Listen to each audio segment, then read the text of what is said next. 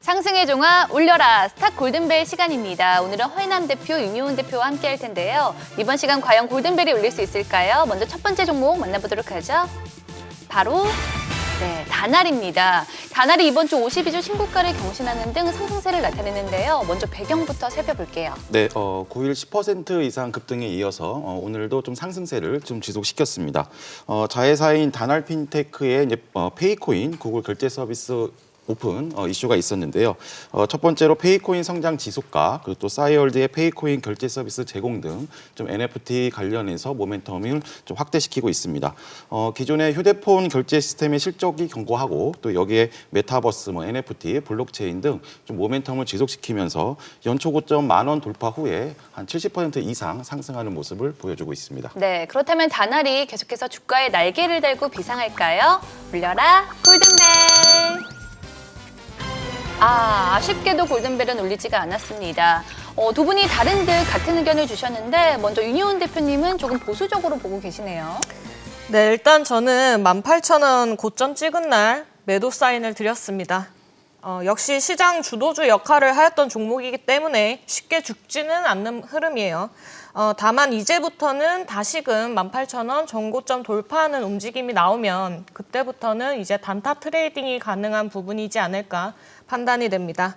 항상 저점 구간을 노리시길 바랍니다. 이미 많이 오른 종목은 다시 신규 진입을 한다는 것은 크게 좋은 투자 전략은 아니라고 보입니다. 네, 허인남 대표님은 추가 상승에 대한 기대감 갖고 계신 거죠? 네, 기술적으로도 이제 그 9,000원에서 10,000원 돌파 후에 좀 급등 시세의 흐름을 보여주고 있는데요. 최근 국내 증시에서 가장 탄력성을 보여주고 있는 섹터인 점 NFT와 메타버스인데요. 최근 주수 조정에 좀 박스권을 형성하고 있는 위치입니다.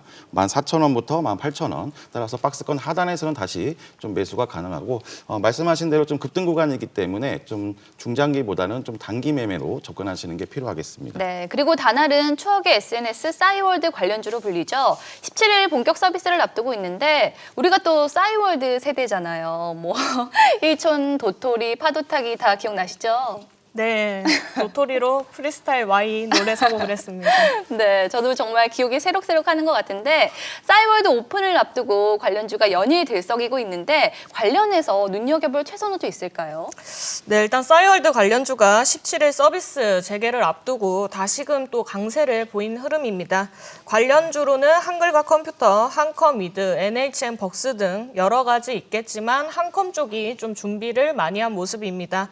하지만 어느 정도 좀 고점 시그널은 나왔기 때문에 지금 저는 보수적인 입장으로 보고 있습니다. 네, 허 대표님은요? 네, 한글과 컴퓨터가 좀 매력적으로 보입니다. 잘 아시다시피 이제 국내 대표 워드 프로세서 업체인데요.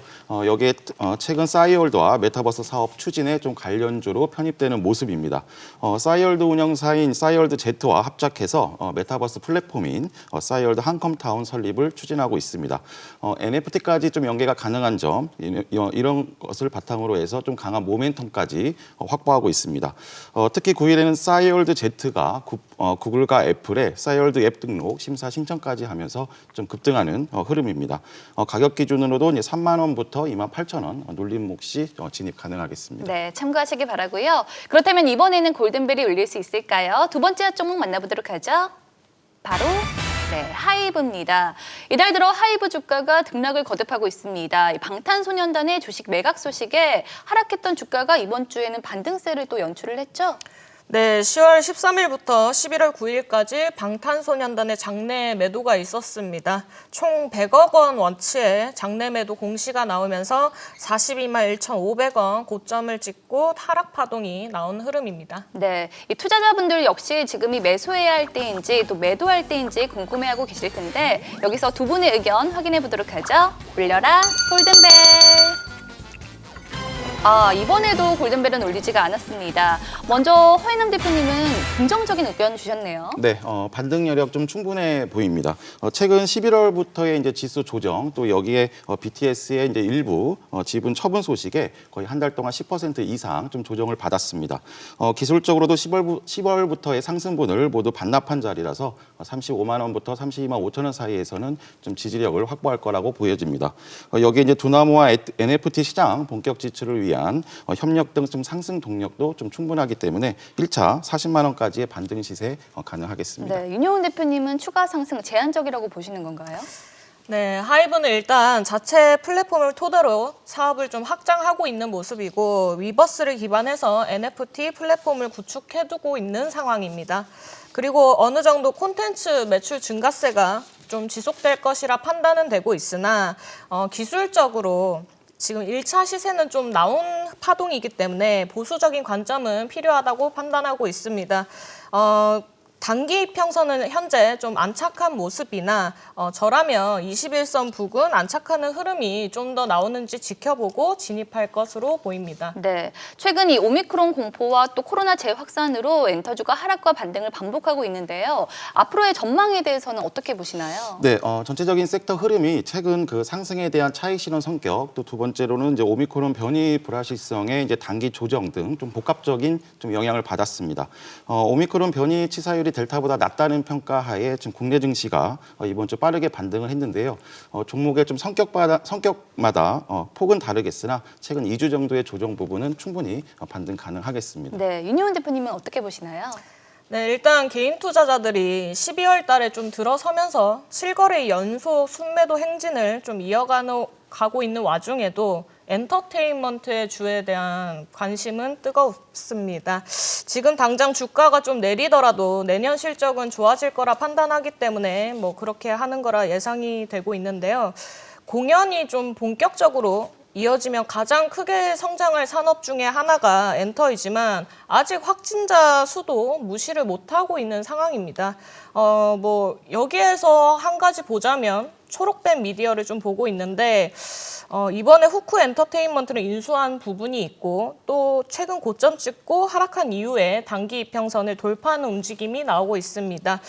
초록뱀 미디어 같은 종목은 참고해 보시기 바라고요. 반등을 고려해서 저점 잡기 매수 유효해 보입니다. 네, 참고하시기 바라고요. 이번에는 골든벨 울릴 수 있을까요? 마지막으로 만나볼 핫 종목은 바로 칩스앤미디어입니다. 이번 주 칩스앤미디어를 포함해서 자율주행 관련주가 상승세 나타냈죠? 네, 이번 주 이제 인텔의 자율주행차 자회사인 모빌아이 상장 기대감이 있었습니다. 이스라엘 자율주행 전문 기업인데요. 인텔이 17년에 이제 인수를 했습니다. 내년 여름 상장 목표를 앞두고 이제 국내 관련주들이 좀 좋은 흐름을 보였습니다. 칩스앤미디어는 이제 모빌아이의 이제 반도체 설계 자산을 공급하는데요. 이에 칩스앤미디어뿐만이 아니라 인포뱅크, 오비고, KEC 등 중심으로 좀 상승 흐름을 보였습니다. 네, 그렇다면 칩스앤미디어가 계속해서 투자 매력 뽐낼 수 있을까요? 울려라 골든벨! 오, 드디어 골든벨이 울렸습니다. 두 분 모두 추가 상승이 가능하다는 의견 주셨는데 이유 들어볼게요. 네, 기술적으로도 1년 동안 좀 고점을 형성했던 그 2만 원을 강하게 좀 돌파를 했습니다. 대량 거래량까지 실렸다는 점이 좀 긍정적이고요. 여기에 애플의 완전 자율주행차 이슈까지 있습니다. 또 칩스앤미디어는 자율주행뿐만이 아니라 메타버스 관련주로도 엮여 있기 때문에 좀 풍부한 모멘텀을 좀 활용할 거라고 보고 있습니다. 이 가격 기준으로는 2만 1,000원에서 2만 원 좀 놀림목 시 좀 진입이 가능하겠습니다. 네, 이 애플에 이어서 인텔까지 자율주행차를 향한 글로벌 기업들의 발걸음이 빨라지고 있는데요. 내년에도 자율주행차 테마가 시장을 주도할 수 있을지 전망과 함께 탑픽 종목이 있다면 전해주시죠. 네, 내년에는 자율주행, 무선 충전 쪽이 아마 이슈가 좀 되지 않을까 판단하고 있습니다. 관련주로는 MC넥스 보고 있는데 일단 저희 방은 매도한 종목이긴 하지만 단기 이평선을 다시 돌파하는 움직임이 나온다면 진입 가능합니다. MC넥스는 지금 웨어러블 생체 센서라든지 자율주행 열화상 카메라 재료가 좀 있고요. 내년 전체 매출은 올해보다 크게 늘어날 것으로 예상하고 있습니다. 1차 목표가 6만 원, 2차 목표가 6만 3천 원 부근 체크해 보시기 바랍니다. 네, 허 대표님은요? 네, 앞서 설명드린 칩스앤미디어도 좋고요. 오늘 핵심주도 자율주행 섹터입니다. 잠시 후 자세히 설명드리도록 하겠습니다. 네, 기대해 주시기 바라고요. 지금까지 한 주간 시장을 뜨겁게 달군 핫 종목을 만나봤는데요. 이 5스타의 의견은 참고 자료일 뿐 투자의 판단과 책임은 투자자 본인에게 있다는 점 말씀을 드리고요. 그리고 주식에 대한 알찬 정보 카카오톡 채널에서 SBS 비즈 5스타를 검색한 후 친구 추가하시면 간편하게 만나볼 수 있습니다. 많은 관심 바라고요. 다음 주 여러분의 계좌에도 상승의 종아! 울려라! 네, 지금까지 스타 골든벨이었습니다.